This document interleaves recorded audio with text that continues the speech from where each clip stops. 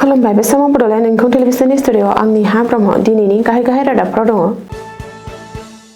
20 बोसोरनिफ्राय खारखुमाना थानाय मणिपुरनि बिग्रायारि दैदेनगिरिखौ खानो हादों। बङाइगावआव मोननै गुबुन गुबुन लामा जाब्रबथाय। दिमा हासावआव हा गिसिखानायजों हान्थामेलानि हेंथा। भारा न'आव आइजो पुलिस कनस्टेबलनि गोथै सह मोन्दों।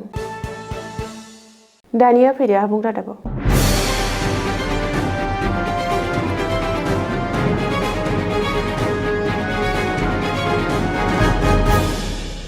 गवा पुलिसनि क्राइम ब्रान्चआ मणिपुर पुलिसनि हेफाजाबै खोला गवा ओनसोलाव पिपल्स लिबारेशन आर्मीनि सासे गोख्रों बिग्रायारि दैदेनगिरिखौ खानो हायो। हमजानाय सुबुंखौ लेफ्टिनेन्ट कर्नेल नंटंबाम इंग उर्फे कृष्णा होननानै सिनायथिदों। बियो रिभलिउशनारि पिपल्स फ्रन्ट आरो PLAनि सासे गोजौ थाखोनि दैदेनगिरिमोन। थांनाय 20 बोसोरसोनिफ्रायनो बियो आयेन बेरेखा गोबां खामानि मावनाय दायनिफ्राय खारखुमानानै दंमोन। बबेखानि बिनि फारसे स्रोद नोजोर होनायनि उनाव गवा पुलिसआ सोलो बाहायना पर्टा मारगाव ओनसोलाव इंगखौ हमनो हायो।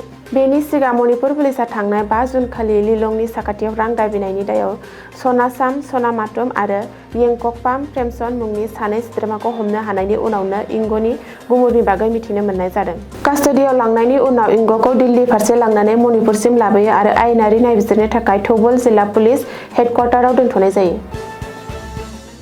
बङाइगाव जिल्लानि सिङाव थानाय मानिकपुर पुलिस थाना ओनसोलनि 27 नं राजा लामायाव रबिबारखालि गुबुन गुबुन मोननै लामा जाब्रबथाय जानाया सोराङाव फैदों।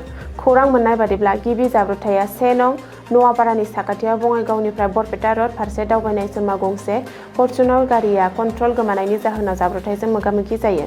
बबेखानि जाब्रबथायाव गारिया आबुङै खहा जादोंब्लाबो खाफाल मोजांदि ड्राइभारआ खुनुरुखुमै जिउ रैखा जायो। बेराफारसेथिं गुबुन मोनसे जाब्रबथाया फुंनि 11 रिंगासोआव जादों। खौरां मोननाय बादिब्ला बरपेटानिफ्राय बङाइगाव फारसे थांनाय गंसे गोख्रै खारनाय ट्राकआ फाटिपारा ओनसोलाव कन्ट्रल गोमाना लामानि सेराव बेलथायहैयो। जाब्रबथायनि जाहोनाव ट्राकनि ड्राइभार आरो हेल्पार सानैबो जाथायथिलियावनो जिउ गोमायो। बे समाव जाथायनि गुबै जाहोनखौ मिथिनो थाखाय खुंथायआ नायबिजिरनाय हाबाफारिखौ जागायो। दिमा हासाव जिल्लानि जाथिंगा ओनसोलाव मोनसे गिदिर हा गिसिखानायनि जाहोनाव 27 नं राजा लामायाव हान्था-मेलानि हेंथा सोमजिदों। बे हा गिसिखानाया हाफ्लं हरंगाजाव ओनसोलखौ होबथाना दोननायाव बांसिनै गोहोम खोख्लैसिनदों।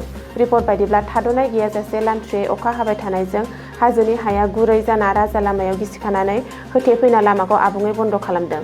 बेनि जाहोनाव फारनैथिंबो थानाय दावबायारि गारि, माल गारि, गावारि गारि आरो गुबुन गुबुन ट्राकफोरा गोबाव समनि थाखाय नांथाना थायो। जाथायनि खौरां मोननायनि उनाव जायगानि खुंथाय आरो रैखाथि बिफानारिफोरा जाथायथिलियाव नुजाथिहैना थाद'नाय गैयाजासे होथेनानै थानाय हा अन्थाइफोरखौ साफा खालामना ट्राफिकखौ खमायनो नाजायो।